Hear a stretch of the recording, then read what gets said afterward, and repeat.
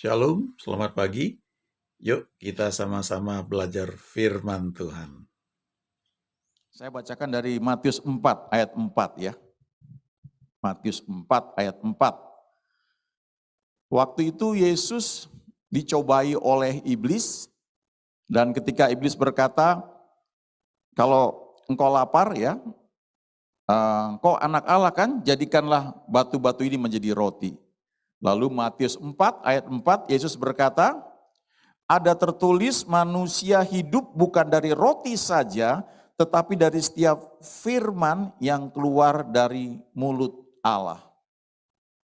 Jadi kalau Tuhan berkata manusia hidup bukan dari roti saja, tapi juga dari setiap firman yang keluar dari mulut Allah, artinya untuk kita hidup sebagaimana seharusnya, kita perlu dua hal ini. Kita perlu roti atau nasi atau mie ayam atau apa makanan yang saudara suka, tapi itu untuk tubuh kita.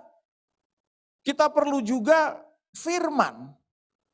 Firman yang keluar dari mulut Allah. Nah, kalau dalam bahasa aslinya itu rema, firman yang berbicara. Dengan kata lain Tuhan bilang begini, supaya manusia itu hidup sebagaimana seharusnya yang Tuhan rancangkan, yang senantiasa baik itu, maka diperlukan tidak hanya roti, tapi juga firman yang fresh, rema. Nah, kenapa perlu firman rema? Karena kalau kita baca di 1 Tesalonika 5 ayat 23 dikatakan manusia itu terdiri dari roh, jiwa, dan tubuh. Jadi kalau kita hanya makan roti saja, kita cuma memberi makan buat tubuh kita.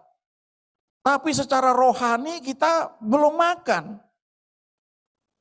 Kalau kita makan roti saja, bukan makan roti, makan makanan sehari-hari 3 kali sehari, pagi, siang, dan malam, maka seharusnya kita menerima firman Tuhan itu, makanan rohani itu juga tidak seminggu sekali seperti sekarang.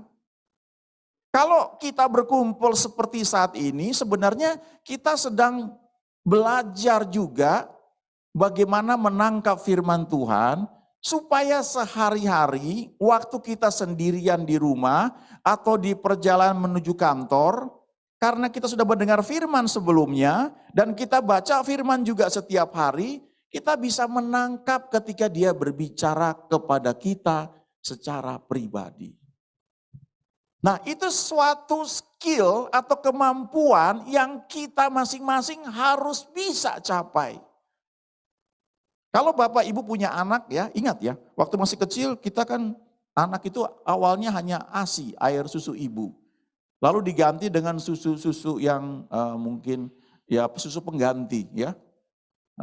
Lama-lama terus mulai makan yang bubur ya. Tapi kan kita suapin terus ya, kita kasih makan terus.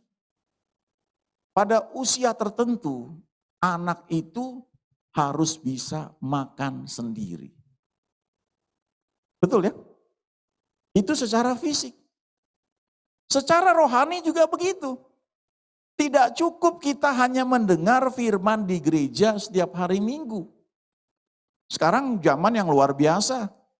Bapak Ibu bisa buka medsos, bisa lihat khotbah apa saja, dari siapa saja, kapan saja, saking banyaknya harus pandai-pandai memilih juga. Kalau enggak yang kita dengar mungkin enggak sehat buat pertumbuhan rohani kita. Tapi walaupun kita bisa mendengar atau melihat dari medsos, secara pribadi kita perlu juga belajar menangkap dia itu bicara apa sama kita. Salah satu kelebihan kita ya, anak-anak Tuhan yang kenal Tuhan adalah Tuhan menyediakan mujizat, menyediakan favor, dan banyak hal lagi yang orang lain mungkin tidak bisa dapat itu. Kita bisa peroleh itu dengan syarat ada iman kita untuk menarik itu. Sementara Alkitab berkata iman itu muncul waktu kita mendengar firman. Dan kata firman itu juga rema. Itu Roma 10 ayat 17. Jadi ketika Bapak Ibu dan kita semua datang, tidak hanya di sini, tapi di tempat lain kita banyak mendengar firman. Kita mulai belajar sebenarnya mengenali suara Tuhan. Karena itu sifatnya pribadi dan itu makanan rohani kita. Ada saatnya nanti entah di mana Bapak Ibu mungkin sendirian. Ketika dalam kesulitan minta didoakan, tidak ada orang yang bisa dihubungi. Itulah saatnya Bapak Ibu bisa berdoa, tanya sama Tuhan dan dia bicara. Kita masing-masing harus bertumbuh begitu rupa sampai kita bisa menangkap suaranya buat kita sendiri. Karena Alkitab berkata manusia itu roh, jiwa dan tubuh, ya. Jadi hidup tidak hanya dari roti saja, tapi juga dari setiap firman yang keluar dari mulut Allah. Lalu Yohanes 17 ayat 17. Ini doa Tuhan Yesus ketika dia sebelum ditangkap, dia berdoa dan salah satu bagian doa dia berkata di Matius 17 ayat 17, kuduskanlah mereka dalam kebenaran, firman-Mu, dalam bahasa aslinya itu logos, adalah kebenaran. Ya, jadi kita lihat di sini sama-sama firman, tapi yang satu rema, itu artinya Tuhan berbicara, firman itu tiba-tiba spesifik bicara buat kita. Yang kedua adalah logos, logos itu firman yang tertulis. Ketika saya menyampaikan hal seperti ini, saya mengutip firman Tuhan, saya sedang menyampaikan firman yang logos buat Bapak Ibu. Karena hanya Roh Kudus yang bisa mengubahnya menjadi rema buat Bapak Ibu masing-masing. Jadi waktu saya sampaikan seperti ini sifatnya pengetahuan, tapi itu penting. Sebab jangan sampai nanti kita merasa itu suara Tuhan, tapi ternyata itu bukan dari Tuhan.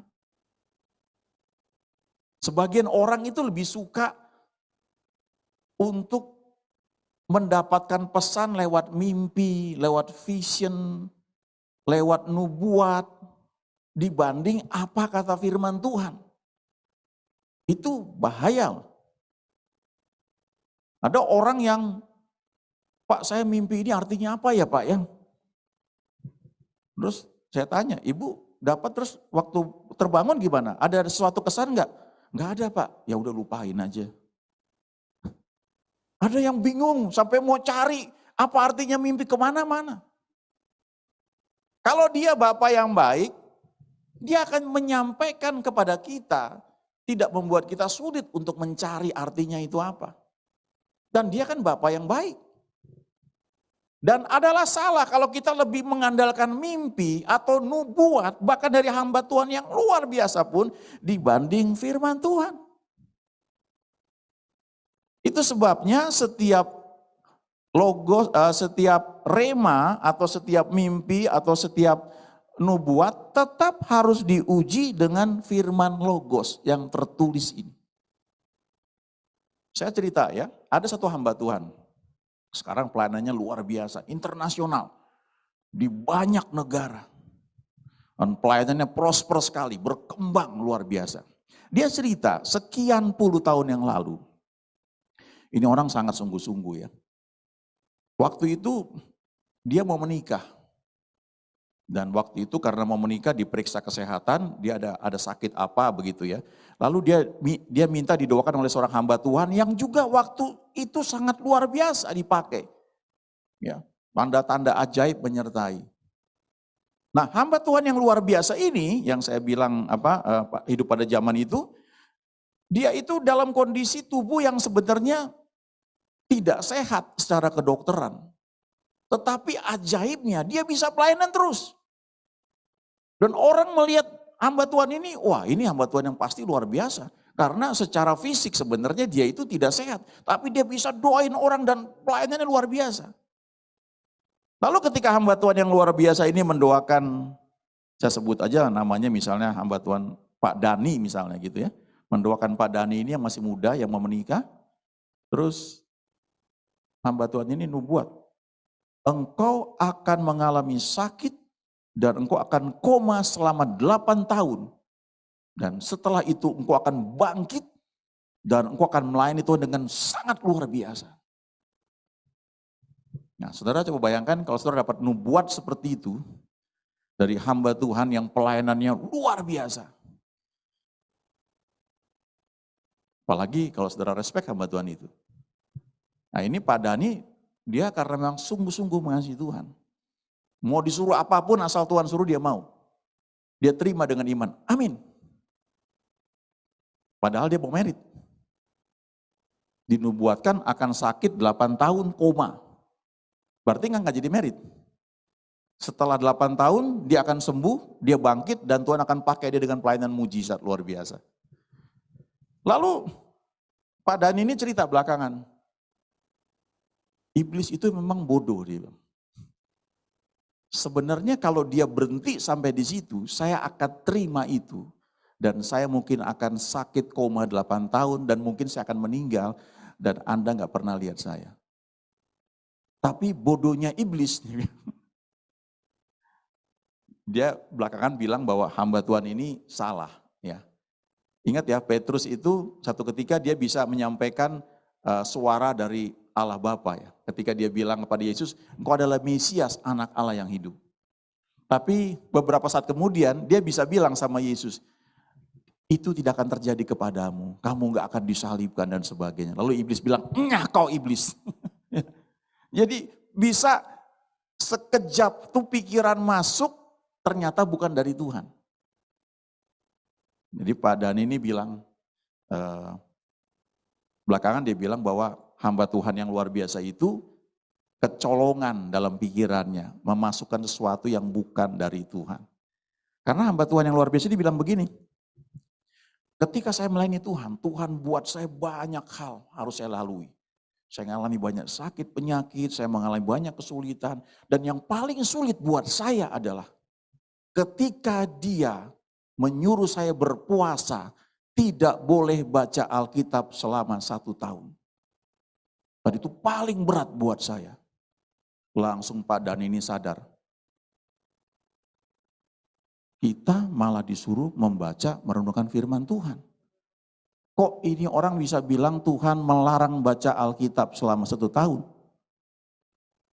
Dia langsung berdiri dan dibilang, tidak, saya tolak itu. Itu bukan dari Tuhan. Tidak pernah Tuhan melarang kita membaca firman-Nya. Wah, itu kaget hamba Tuhannya, saudara. Karena Pak Dhani ini berani berdiri, berpegang pada firman Tuhan yang tertulis. Kita kan sering nyanyi lagu kan, ku renungkan firman-Mu. Apa? Setahun sekali, enggak kan? Siang malam kan tiap hari. Itu sebabnya kita perlu menguji setiap mimpi, setiap yang kita bilang rema atau nubuat dengan firman tertulis, dengan logos itu. Nah itu firman logos. Ngerti nggak ngerti baca aja. Tapi itu menolong kita supaya ketika Roh Kudus bicara kita tahu ada dasar firmannya itu apa. Berikutnya, dikatakan di Yohanes 4 ayat 24 ya. Allah itu roh dan barang siapa menyembahnya harus menyembahnya dalam roh dan kebenaran. Itu sebabnya yang bisa menyembah Tuhan itu adalah mereka yang sudah lahir baru, yang sudah terima Tuhan Yesus. Karena waktu kita terima Tuhan Yesus, maka kita menjadi ciptaan yang baru, roh kita menjadi baru. Itu yang dibilang justification, dibenarkan. Roh inilah yang bisa menyembah Tuhan. Waktu kita lahir baru, rohnya menjadi ciptaan baru, tapi badan kita tetap sama. Dulu aku saya lahir baru, terima Tuhan Yesus, rambut saya masih keribu ya. Begitu saya terima Tuhan Yesus, tetap masih keribu. Ya, sampai butuh waktu beberapa lama, saya mulai merubah penampilan saya. Waktu saya lahir baru, terima Tuhan Yesus, jiwa saya tuh belum langsung berubah. Saya masih orang yang pemalu, sangat pemalu. Tuh kalau duduk di persekutuan, saya duduk di sebelah kiri teman wanita, sebelah kanan teman wanita, sudah saya lurus saya begini. Ya, baca Alkitab juga begini. Sampai teman saya masih ingat, dia pengen minta di-share gitu. Saya gini aja, sangat pemalu. Butuh waktu untuk berubah. Nah itu jiwa, itu yang namanya sanctification. Itu butuh proses. Tapi dasar kita berdoa sebagai orang benar adalah roh kita yang sudah menjadi ciptaan baru. Allah itu roh, barang siapa menyembahnya harus menyembahnya dalam roh. Memang kita pakai jiwa kita, emosi kita, pikiran kita, pengertian kita untuk menyembah Dia. Kita pakai kehendak kita, Tuhan aku mau menyembahmu, aku mau menyenangkanmu. Tapi dasar kita bisa menyembah Tuhan, kita bisa berdoa, itu karena roh kita. Dan dikatakan di sini Allah itu roh, barang siapa menyembahnya harus menyembahnya dalam roh dan kebenaran. Kebenarannya apa? Adalah firman Tuhan. Karena di Yohanes 17 ayat 17 tadi dikatakan bahwa firman-Mu adalah kebenaran. Jadi ketika kita beribadah seperti saat ini, ya, firman yang disampaikan itu firman logos, Bapak Ibu dengar, tapi kemudian simpan itu, Roh Kudus satu ketika akan memimpin, mengingatkan hal itu, tapi selanjutnya setiap hari kita semua masing-masing harus belajar menangkap firman dari Tuhan. Karena itu makanan kita. Nah selanjutnya satu lagi saudara ya, pedang roh. Di Alkitab firman dikatakan pedang ya, seperti pedang bermata dua, pedang roh. Yang pertama adalah pedang itu dikatakan di Efesus 6 ayat 17.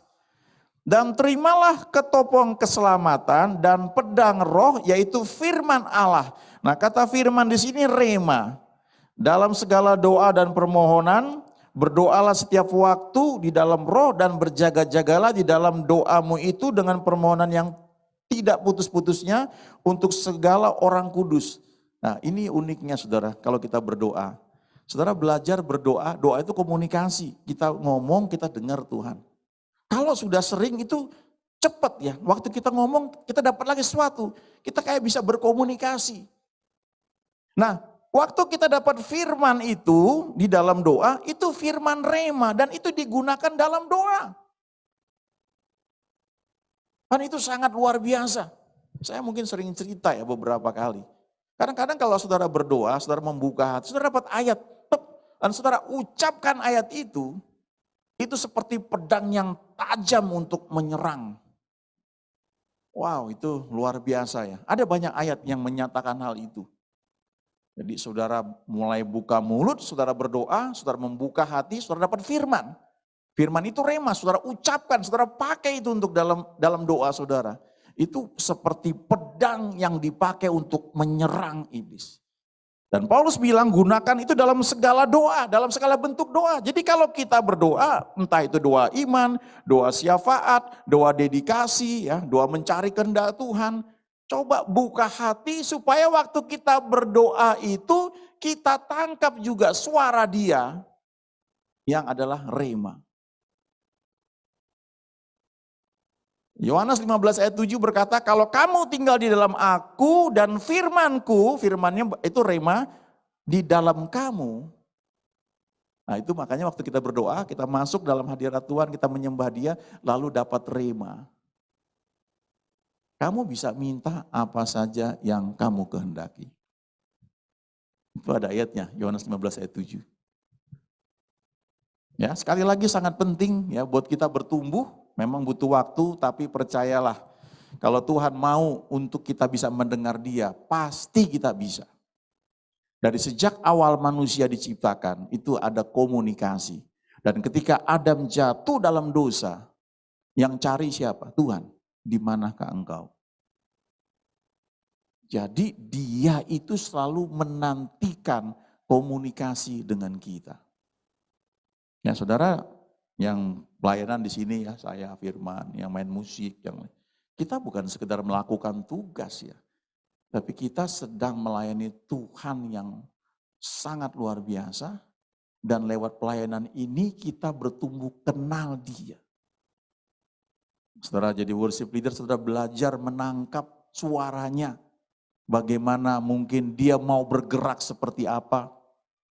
Saya pernah lihat hamba Tuhan Benny Hinn ketika dia ke Indonesia, dia bilang begini, ketika dia mimpin penyembahan, wah itu kalau lihat dia ya bagaimana dia mimpin. Jadi satu kesatuan, tiba-tiba pada satu titik dia mengerti urapannya ini berubah dan healing sedang terjadi. Wow, itu dia bisa begitu karena ya dia melayani di situ. Jadi dia tahu mesti bergerak kemana. Itu dimensinya, dimensi roh saudara ya. Tapi kembali lagi ya, kita harus bisa menangkap apa yang Tuhan mau sampaikan kepada kita. Satu lagi Ibrani 4 ayat 12. Sebab firman Allah hidup dan kuat dan lebih tajam daripada pedang bermata dua manapun. Ia menusuk amat dalam dan sampai memisahkan jiwa dan roh. Nah ini kata firman di sini pedang juga, tapi pedangnya logos. Nah ini yang saya bilang tadi ya. Fungsinya firman tertulis atau logos itu adalah memisahkan antara roh dan jiwa. Roh kita lahir baru, tapi jiwa kita ini kan masih labil. Masih mengalami yang namanya sanctification. Waktu zaman saya kuliah dulu, ya kita berdoa, berbahasa roh, banyak yang dapat vision, penglihatan. Dan itu diuji semua.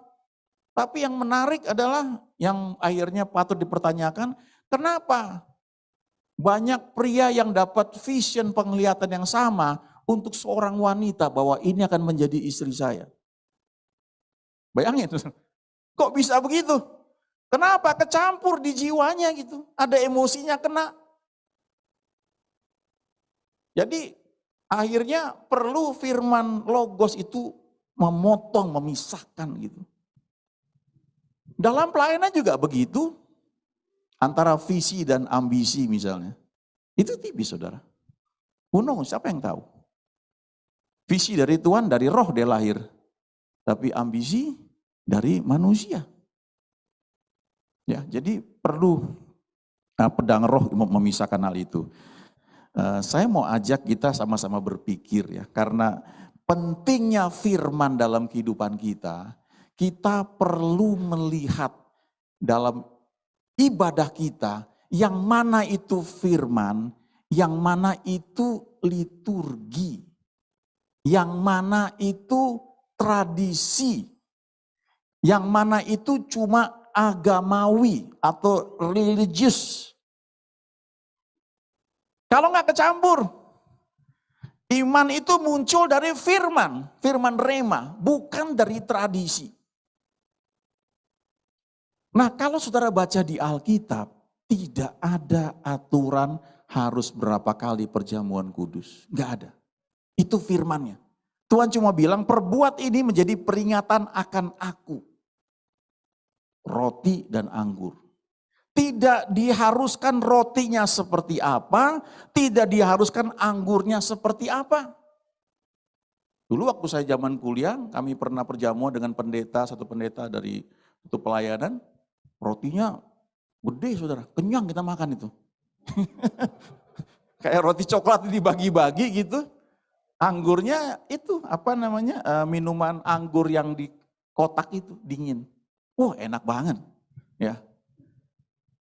Boleh nggak gitu? Boleh aja, nggak ada di anggurnya harus anggur dari Kana, nggak ada dibilang kayak begitu. Ya. Nah kita mesti bedakan. Jadi ketika dibilang buat perjamuan itu adalah firmannya. Tapi rotinya seperti apa, anggurnya seperti apa, itu kebijakan masing-masing. Dan jangan dicampur. Wah yang itu kurang afdol Pak. Ngerti ya maksudnya? Kita mesti pisahkan yang mana yang sifatnya liturgi atau sifatnya tradisi dengan firman. Lalu dulu saya pernah di satu gereja, kami perjamuan kudus itu cuma 4 kali dalam setahun. Dan sebelum perjamuan itu dikasih tahu sebelumnya menyiapkan diri.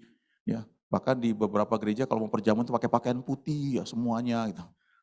Lalu kalau nggak pakaian putih gimana? Kurang kudus? Enggak. Itu tradisi. Nah kita mesti pisahkan itu. Ya, sedikit menyimpang ya, tapi ini mumpung saya menunjukkan bedanya firman Tuhan dengan tradisi. Kalau Natal kita biasanya kan sibuk dengan berbagai ornamen kan. Salah satunya pohon Natal. Ada nggak di ayatnya di Alkitab pohon Natal? Tidak ada, itu tradisi.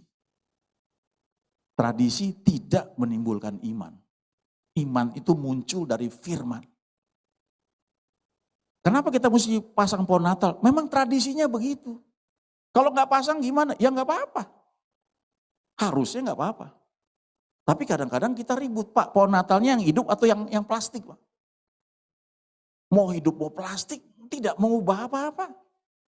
Yang penting firmannya diberitakan, firmannya itu yang mesti kita tangkap. Sebab manusia hidup bukan dari roti saja, tapi dari setiap firman. Bukan dari pohon Natal. Ada bagus puji Tuhan, tapi jangan terpaku ke sana. Saudara, kalau kita tidak hati-hati ya, kita terjebak dalam satu ibadah yang liturgis tapi tidak ada kuasanya. Kuasa itu muncul dari firman yang kita tangkap, yang menimbulkan rema, menimbulkan iman. Iman itu yang menarik mujizat kepada kita. Ketika saudara mendapat tuntunan, saudara dapat rema, cek dengan firman logos. Ada enggak? Uji itu. Saudara dapat dalam doa, ucapkan itu. Itu akan enak sekali. Doa saudara akan terasa komunikatif. Saudara enggak berasa waktu berjalan. Karena waktu saudara berdoa, ketika saudara ngomong, saudara dangkep suara dia apa. Saudara ngomong lagi terus begitu. Dalam pujian penyembahan juga begitu. Ya. Waktu kita membuka hati, kita mengizinkan Roh Kudus menuntun itu, waduh enak sekali. Ya. Walaupun apa yang kita tangkap itu harus diuji lagi dengan firman Tuhan. Amin. God bless you.